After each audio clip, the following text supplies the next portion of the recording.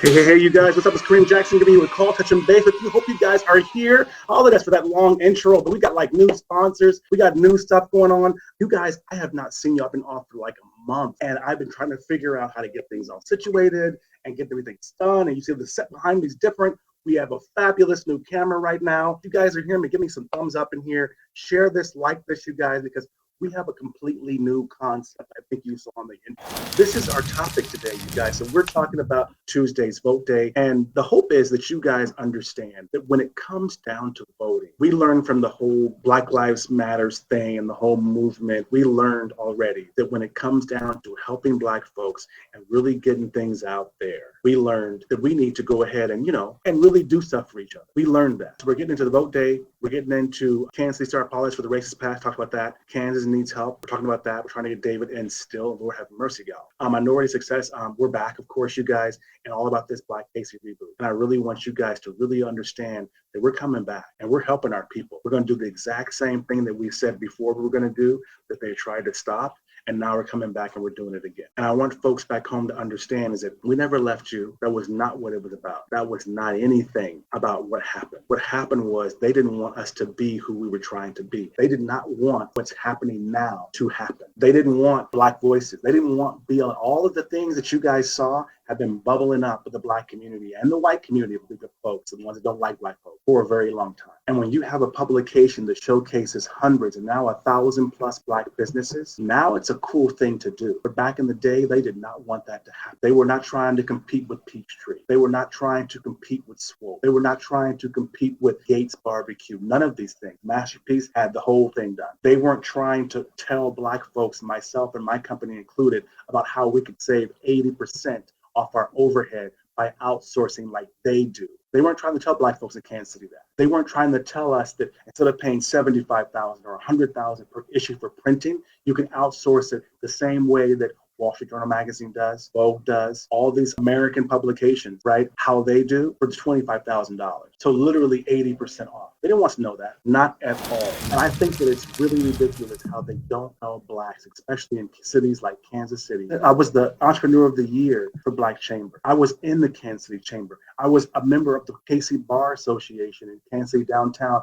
as a marketing group. I was in the mix, and no one's telling me this. I know fashion designers back in the day, Brother Ford, who did that dress that never got really seen enough, or bringing all that crap back up. We're fixing this, y'all. But no one told him that he could outsource just like Trump does his ties and be able to have products with his label and his name and all that crap on it. No one told him that. If you guys know they're in town, Miss Ish Eyewear, but they didn't tell us that back in the day. But I'm gonna tell you this, you guys, they did not want Black folks to know that stuff. That was not what it was. I'm gonna tell you this, is that they didn't tell me, for example, there was a time when I was very expensive to have secretary at the office. You're literally paying a bunch of money, right? And then I finally learned I could outsource to Overland Park or Iowa, somewhere like that, and got the whole phone service thing. They didn't tell me that when Sprint laid off those 30,000 people, that they laid them off to go to Asia, to the Philippines, you guys, and resource those jobs. Instead of paying $4,000, $5,000, $6,000, $7,000 a month, you're paying $1,000 a month. They didn't tell us that. They kept it all cut to themselves, right?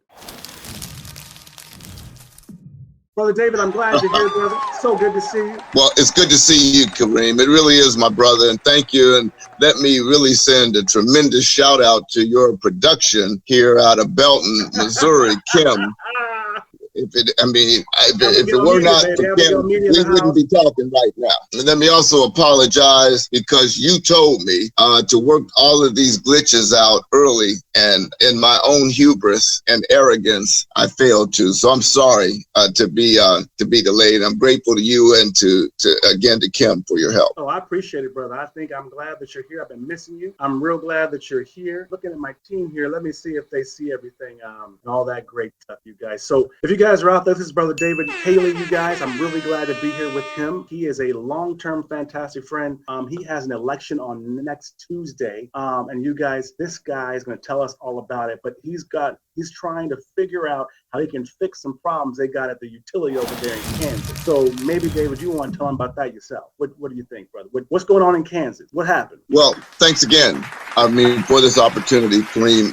The scope and breadth of what you're doing, that you continue to do, in the Kansas City market and all over the world is much appreciated by me, really, my friend, and by so many others. What you're doing with Kansas City to reinvigorate the media around our small Black businesses often, and to reach out and to put that connectual together can't be understated. It's really something when you see the synergy come together that can be infused from a proud people. We saw very recently how even the federal government now is starting to take note. During the course of Juneteenth, as you know, during Juneteenth, which was isolated in its celebration among certain communities, to now have the validation that it's a federal holiday, and understanding that emancipation was not complete, that Independence Day, or the 4th of July, was hollow, as Frederick Douglass spoke to, Kareem, until all people were free. And so through that Juneteenth awareness that the concept of freedom was in every corner and every person's in this country, in America, only then were we truly a free nation. And that's what you're doing by way of liberating and reminding through that connectual with KC Business, and connecting those entities who don't know their true strength. And I appreciate and applaud you for that. What you continue to do on this broadcast, the new technology that you have, certainly old heads like myself trying to do it. My staff is going to be well versed on this block. I'm going back. They're going to learn. Everybody's going to know about this one, because I think the stream is superior. I say all that by way of prologue to be very brief in saying we still have not gotten as a nation how crucial from within the Black community the concept of freedom can be enshrined by participating in the little votes, the local votes, the ones for our city council, county commissioners, what have you. So come Tuesday, this coming Tuesday, August 3rd in Kansas City, Kansas, and in fact, all Kansas cities, all cities in Kansas, there will be the local election. And Black power, whether it's economic, whether it's social, whether it's demanding accountability for the ultra vires acts of those who we pay our taxes to, like law enforcement, or the county assessor. Yeah. Black power is still under recognized because we don't vote, Kareem, in the little election. I've talked to people whose doors I've knocked on. They said, hey, didn't we already have the election? Trump and Biden is settled, right? I said, yes, well, again, if you don't protect your freedoms and exercise your freedoms, we choose as a people unconsciously to be only a modicum of free. And come Tuesday, we need to speak in one loud voice in our local elections too. I think it's one of those things, David, where, first of all, thank you for being here. I appreciate that. I'm really glad that you're doing this. I'm really glad that you're helping our community out, as you've always done pretty much your whole life, your whole family. Like I played earlier. Hope y'all folks didn't mind it, but I played that whole roots thing again. I like that whole little, what's your name, to remind folks from whence we came. But you were telling me a lot about how there's some issues that they really have in Kansas, and what those issues are. Like, what is it that, because I think, tell folks maybe a little bit about at least this Tuesday, which is next week in like a few days, why this is really important. Because I know, for example, there's situations like electric bill in KCK, for those of you international folks out there, global folks, national in the States, that's like the not so rich area of Kansas, usually pretty much maybe. It's more money than Overland Park or Johnson County, which is the richer area. And why is that? And what is this election significant for them? Like immediate, like how does that work? What do you think about that? About how the fact that people in KCK can pay more for electric and things like that and utilities than they do even in Overland Park. And how you are one of the first, I think, if not the first Blacks that are going to be on this election, and how they need to pay attention to these things because it really affects their utility bills. It directly affects them every single month. And I think a lot of us miss that. They think that's Biden's going to fix something. So as someone who has lived in different jurisdictions, as you have, in fact, an important part about being truly emancipated is to realize when you actually are being subjected to servitude. Harriet Tubman once said, they said, well, when they were recognizing her one time, you heard this, Kareem, commended her. They said, "How do you feel to know that you have probably freed close to 1,000 people?" And she just Riley is quoted as having said, "I could have freed 1,000 more if they knew they were enslaved." They stayed on the plantation, or they stayed in bondage because they didn't realize that that was abnormal. And the BPU, our utility right here, has a certain abnormality if one is able to know what life is like to have electric and water service off of the plantation. There are many people that are here in Kansas City, Kansas, and our BPU, our Board of Public Utilities, is an electric and water company that does not have the oversight of the state, because we elect board members here in Kansas City, Kansas, who are ostensibly supposed to speak up for us. But instead of being persons who are assisting us, these elected members have become more like overseers for those of us working in an indentured servitude capacity just to have a standard of life.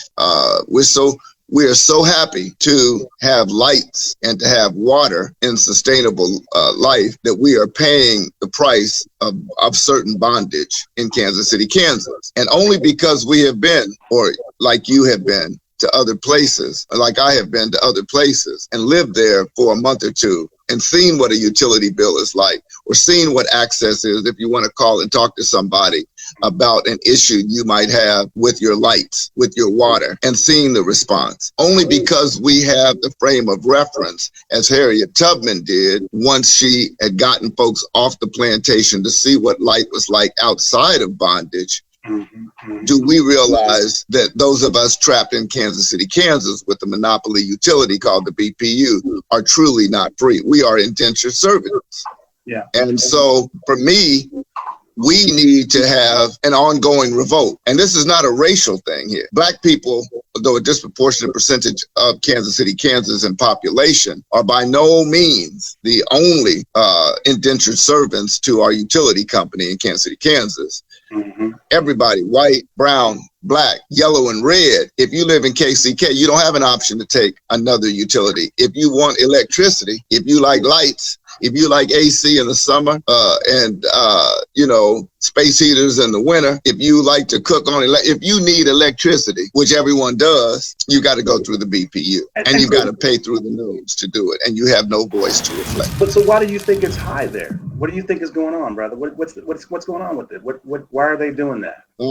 I think that they have a system that works hand in glove that allows our local government. We have a county-city government. Wyandotte County, Kansas, has merged with Kansas City, Kansas, and it's called unified government. You know that, but for yourself and others. And the taxes are not merged. Instead of having the county and the city taxes combined to be one tax, they still didn't keep up with the cost. The inflation is still there. So they pass a lot of those charges on that local unified government onto our electric and water bill, which too, again, is owned by the people. So because it's owned by the people, they, the UG, are able to pass these charges back and forth. So if one lives in another part of Kansas and you consume $100 worth of electricity and or water, the cap for those other parts of Kansas for local charges, like the UG puts, would be 15%. Your light bill or your water bill would be $115,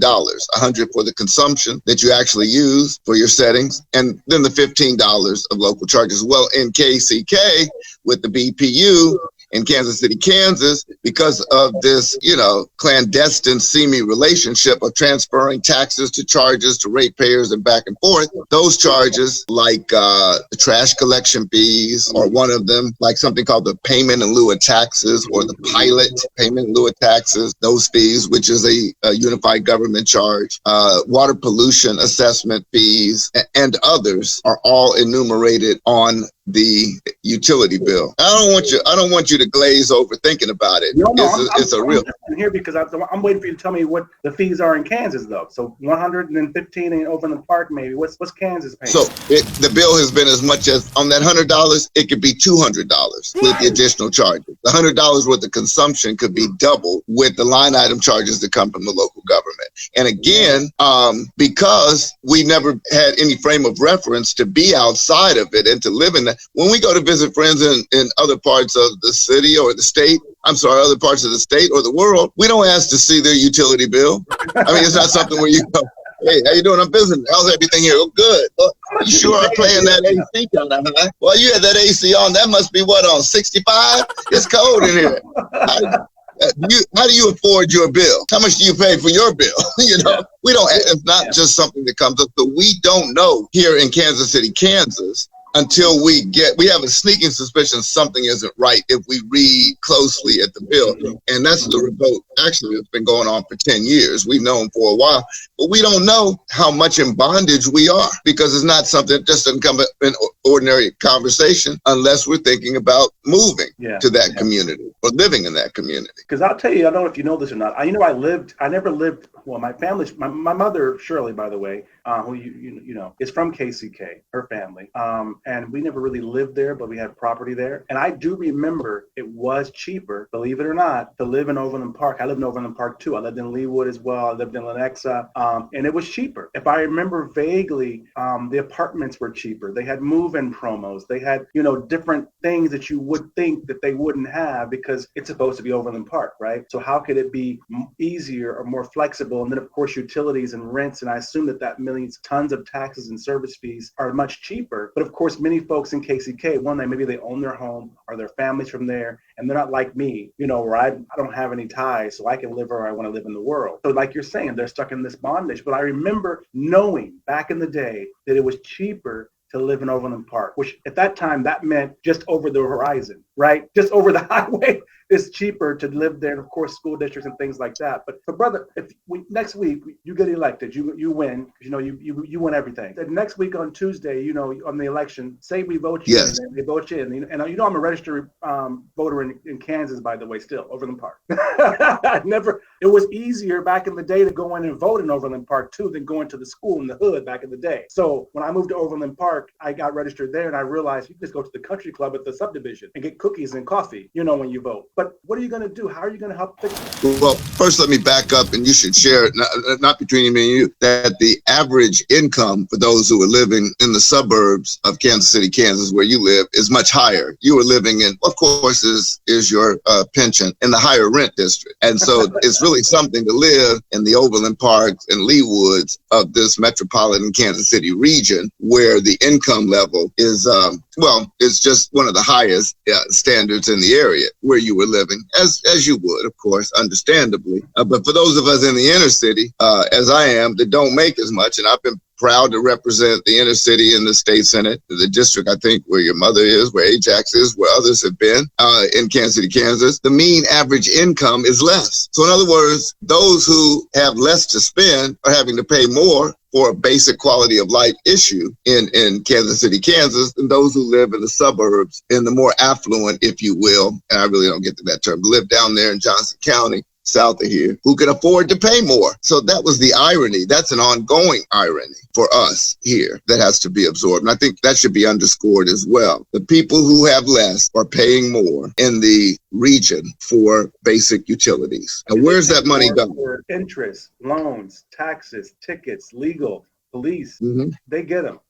And that's one of the things that I'm addressing with the whole Minority Success Reboot, this Black Kansas City, is I want to shed a light on a lot of that for business people, because I believe Black folks in business in Kansas City have been getting screwed for so long, especially if you're in KCK.